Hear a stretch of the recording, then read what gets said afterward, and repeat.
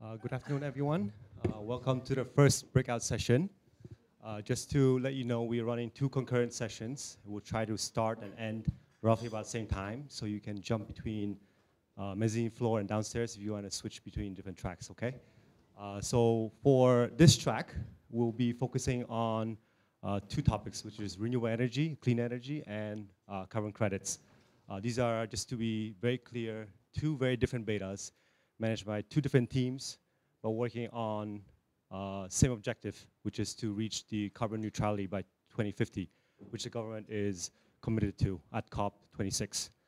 So first, we'll start with Hua, who is the head of renewable energy investment team. So welcome, Hua. Thank you. Thanks, Tom. Sorry, probably I'll need that as well. Hi, good afternoon, everyone, ladies and gentlemen. My name is Kwa. For those that you don't know me, I'm running the energy infrastructure private equity investment at VinaCapital.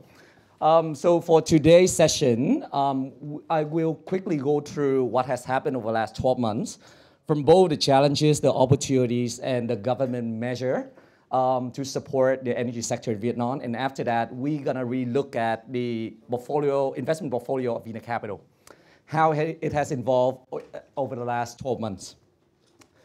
So what has happened over the last 12 months, we have a few challenges. Number one is the very unstable electricity supply. We have seen the same last year with the power outages during the summer 2023. We are seeing the same early this year with many FDI investors express concern, and some of them has pulled out Vietnam for some of their FDI investment. The second challenge that most FDI investors basically are facing as they're investing into Vietnam is the funding for power projects.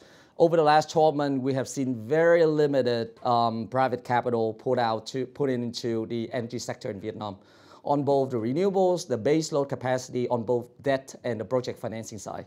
So you can see here, Vietnam still yet to receive anything from the 15.5 billion JET-P program, which is a transition initiative offered by the government, by the developed country.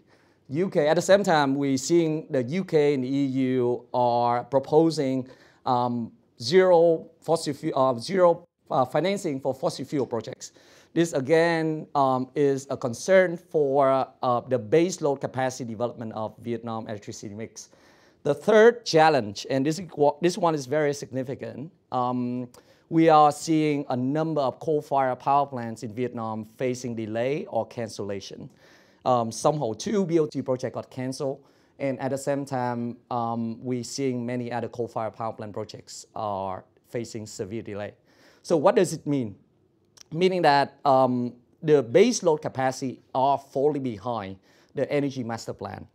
And if the government is not taking proactive measure, by 2030, Vietnam economy and also the appetite for FDI investment will be a big question mark for Vietnam government. And base load capacity like gas power plant, coal-fired power plant, normally take about 3 to 4 years to develop and build.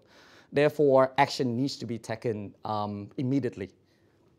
And last but not least is the opportunity. Over the last 12 months, we have seen the government of Vietnam are focusing on a few new sectors, including AI manufacturing, including big tech, including data center.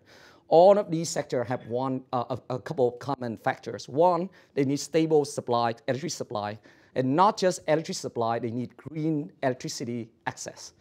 So let's see what Vietnam government has been, how they have been reacting to these developments. Number one, I would say that this year, to start with, I would say this year has been a very good year. I mean, over the last 2 years, we have not seen any action at all. There's a severe delay on the PPA implementation plan and various other legislation. But Q2 this year, April 2024, the implementation plan for the Power Development Plan 8 has been released and signed by the Prime Minister, which detail out the roadmap to develop new capacity both on the gas side, the coal-fired power plants, and renewable power plant capacity. And right after that, the government signed by the Prime Minister is the list of important national strategic important list. So basically, this list contains a list of power plant energy power projects which government will focus their attention on to support and assuring that these power capacity to commission on time. And the third one is direct PPA Degree. This was approved in July 2024. This one is, I would say, the most significant development for Vietnam electricity market, because this is one step closer to a liberalized electricity market, which Vietnam government always been trying to do over the last 5 years, 10 years even. And finally, it comes into place.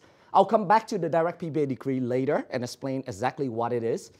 Number 4, about a couple of weeks ago, the guidance on the bidding for selection of investor also come out. So basically, this detailed out the entire selection process, also selection criteria for sponsor across on power technology, LNG, gas, coal-fired, renewables. Very important documents. There are 3 important legislation under drafting and expect to be finalized within this year: LNG decree, rooftop solar decree, and electricity law amendment. So as you can see, there has been a lot of developments over this year. You can see very much a proactive measure by the government. At the same time, this is a new national record set by the government of Vietnam. They built 520 kilometer, 500 kV transmission line from central to the north within 6 months. It's absolutely a national record. It's doubling the transmission line capacity from 2,200 megawatt to 5,000 megawatt. This is going to help to reduce the power outage risk for the northern part of Vietnam, and at the same time reduce the curtailment risk for power projects in the central and the southern part of Vietnam.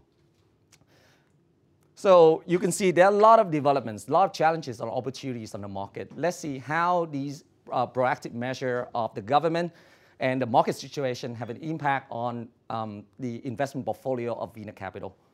Number 1 is our Long On LNG to power plant project. This is a $3 billion project that VinaCapital has been pioneering since 2020. It actually converted from a coal-fired power plant to a gas power plant as a initiative to support Vietnam transitioning into cleaner power sources. It is part of PPA implementation plan, phase 1, 29, and phase 2 in 2031. And one of the significant development is our project was honored to be included in the National Strategic Important Project list in April 2024. It was signed by the Prime Minister and one of a very few energy projects that got included in the list. And that helps the projects to achieve on the milestone, the permitting licensing milestone on time. At the moment, we're at a stage where we're negotiating the PPA power purchase agreement with EVN, while negotiating with the project financier, the lenders, commercial lenders, and ECA lenders globally, with a goal to complete the project financing by Q1 2026, and construction Q2 2026. So let me come back to direct PPA Degree, and let's see how this degree is going to shape VinaCapital investment thesis going forward in the next 5 years. Direct PPA Degree, in short, is approved by the government on 3rd July 2024.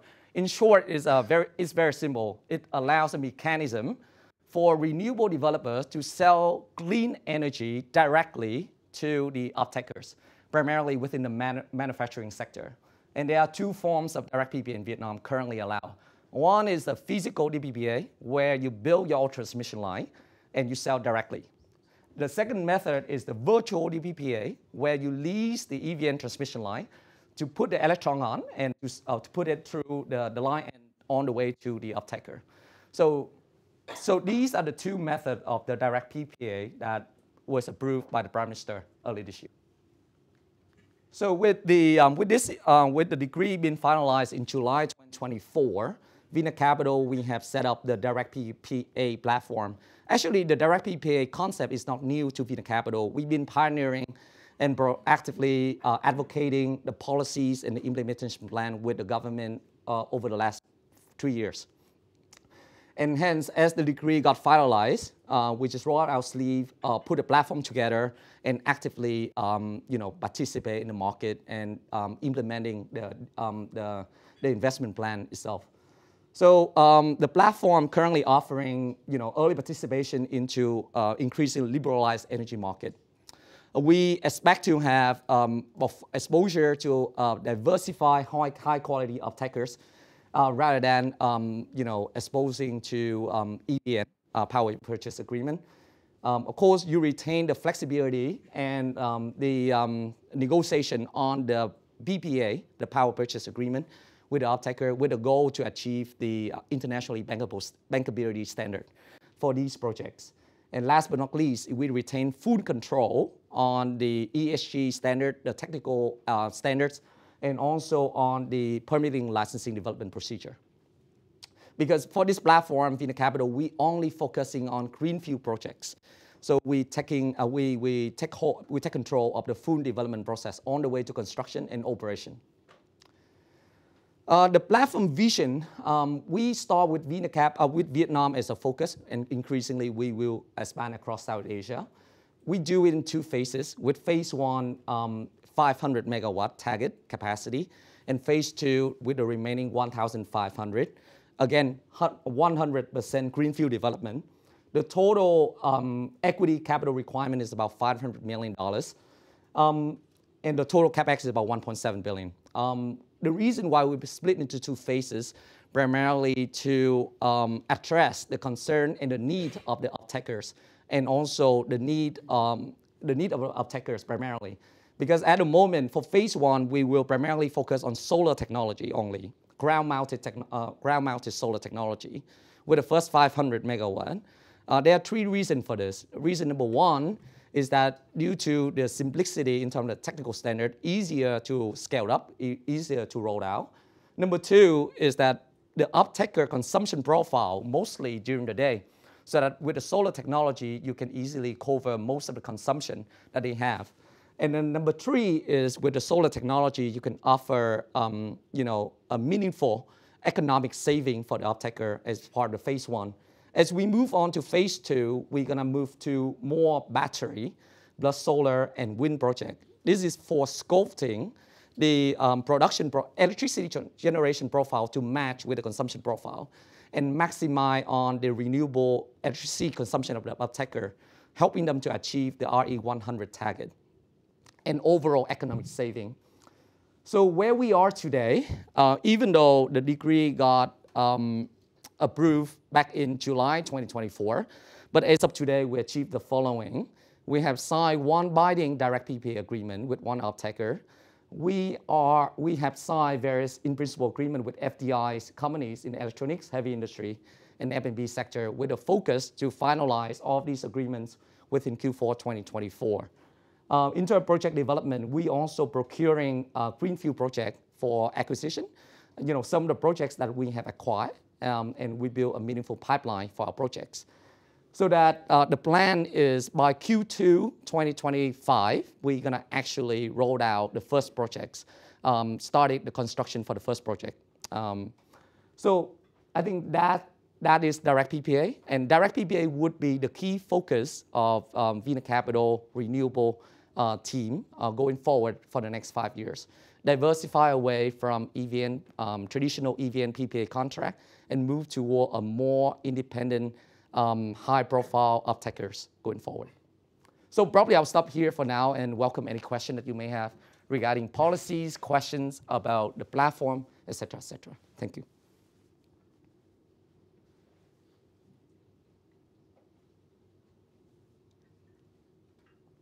Well, 1.7 billion is a lot of money.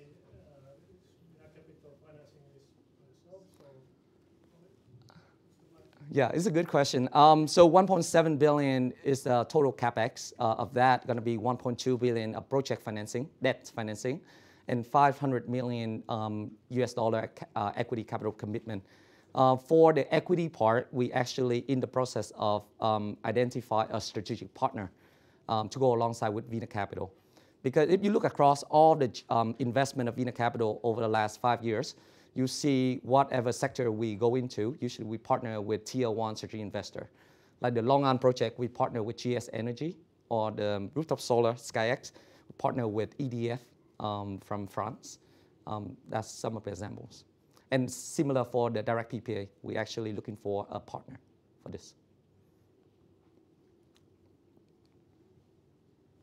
Sure.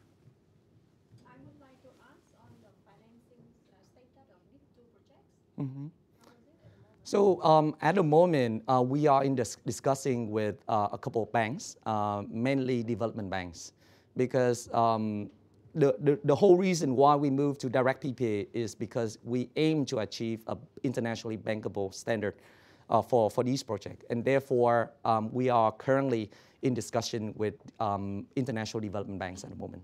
What is the timeline for these two projects? The projects are construction ready. Construction ready, meaning all the permits and licenses are ready. The land acquisitions have been completed. So now we're just awaiting for the final guidance from MOIT for direct PPA on certain things like direct PPA charges imposed by EVN. And then I think the project is then ready to start. But in parallel with the wait from the MOIT and EVN, we're also actively working with the banks to finance the projects. One more last one. I want to ask on the objection of EVN in terms of general capacities, overloaded capacity for these two particular projects. You mean the curtailment risk? I think overall the curtailment risk is the risk that most investors need to be concerned about as investing into Vietnam renewable projects.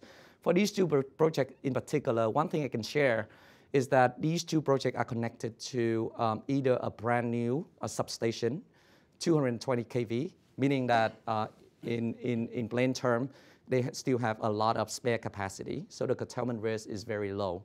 The other one is connected directly to a 500 kV substation. Again, it's part of the national transmission line. So we do not expect curtailment risk or very minimal curtailment risk for these two projects. And curtailment risk, curtailment is the main, one of the main due diligence focus as we look into these projects.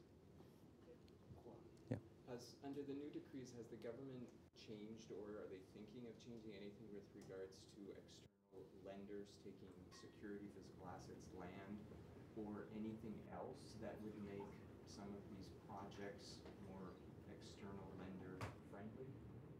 I think at the moment, the government itself, they're not touching on this topic in particular. They're more focusing on the arrangement between EVN, the uptaker, and the GenCo to facilitate the implementation of direct PPA. On the land matters, especially about the mortgages of the land, is not being addressed by the government this time.